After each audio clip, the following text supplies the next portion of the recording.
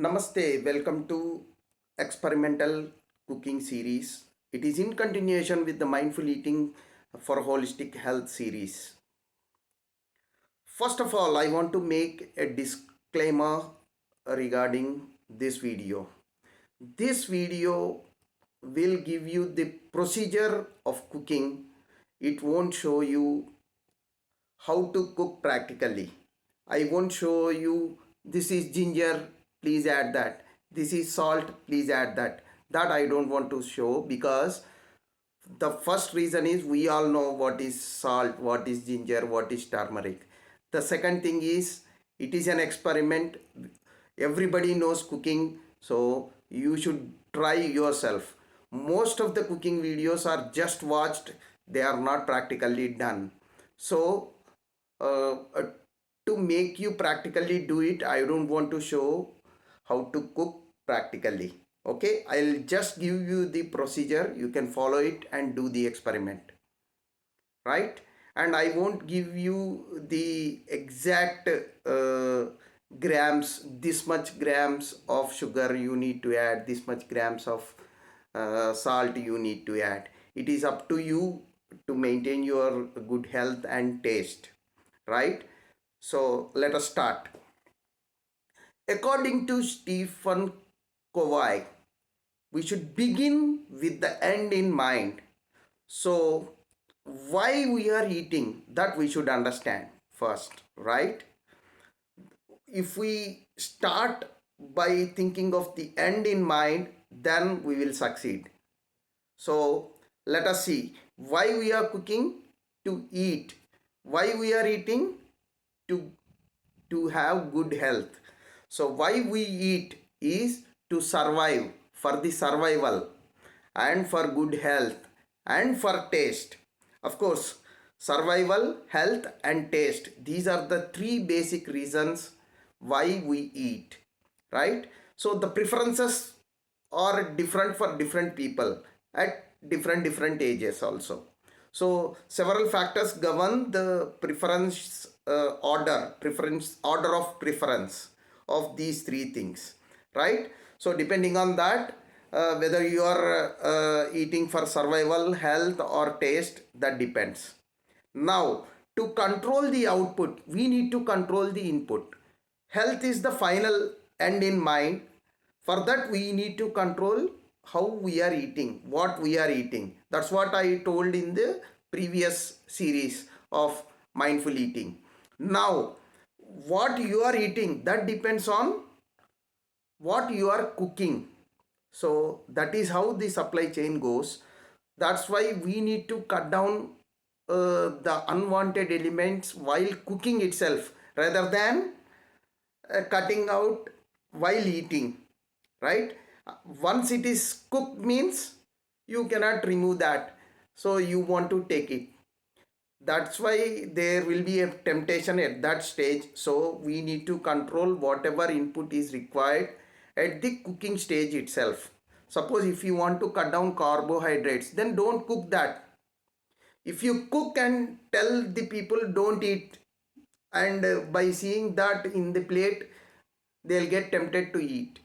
So if you are not at all cooking, then there is no scope. Whatever is there, that has to be taken. Suppose carbohydrates 100 grams only is allowed, then you can keep 100 grams in whatever dish you are keeping, you are cooking, you are keeping on the stove.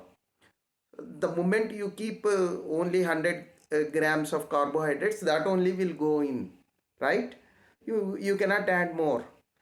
Already 500 grams of rice is cooked and it is in front of that, and you say only 100 grams you need to take, then lies the problem.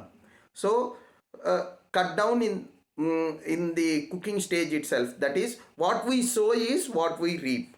That I have explained while eating also. What we eat, that will get resulted in our health.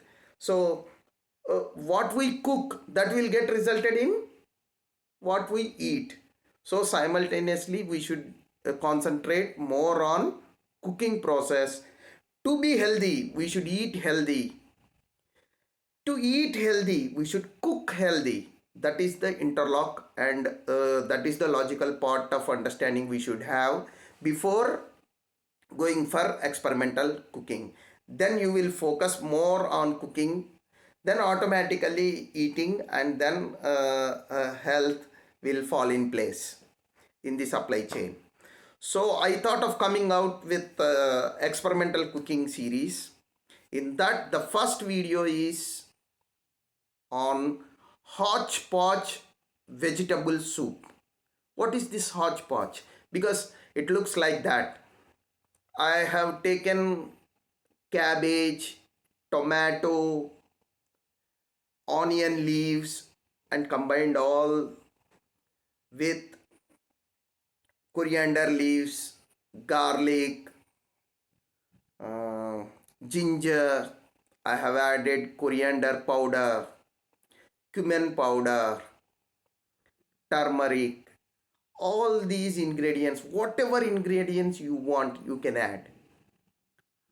And you pour water, try to boil it, then it will become a wonderful soup which is very, very healthy. So if you are very hungry, you can take the soup. Otherwise, it will become a curry later on, right? So that is how you can have that flexibility. You can enjoy the soup as well as the curry. So why you need to take the take in the form of curry is to have fibers also. Only soup won't be sufficient. Soup will be of high proteins because you are adding tomatoes to it. Suppose if you increase the volume of tomatoes, then it becomes a tomato soup with small ingredients like less ingredients like cabbage and onion leaves. Suppose if you keep more onion leaves, then it becomes an onion soup. So all the flexibility is with you. So that's why I said I won't fix any quantity. Suppose somebody doesn't like garlic, they need not use. Somebody may not like ginger, they may not use that. Okay, there is no hard and fast rule. Whatever you like, you keep those things, all good things only, right? So that is how it becomes a wonderful soup as well as a curry to eat.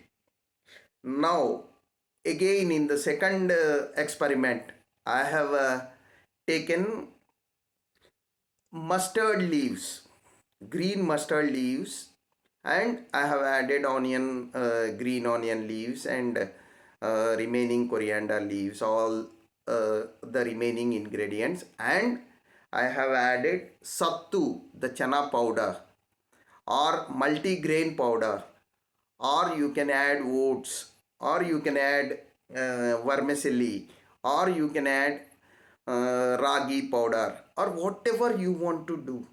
You can add certain carbohydrates also if you feel like feeling not energetic, because people say sugar levels will come down once you don't eat carbohydrates. Completely avoiding carbohydrates is also not advisable, so you can take a little amount of carbohydrates in that. You can mix that, then it becomes a wonderful soup as well as the curry. So even you can add dal also, all pulses, or whatever you want to add, you can add and make it a wonderful dish. It is almost like the sambar in South India and dalma in Odisha, right? So, but the main problem with these two dishes is they are taken with rice. So what I am saying is I am cutting down this rice, and you add certain fixed quantity of rice to that recipe, and then make it, and finally you can take directly without adding any further carbohydrates. While cooking itself, you are adding carbohydrates. Whatever required quantity is there, that can be added, and you can maintain your holistic health. So try to do that experiment and have a good health in future. All the best.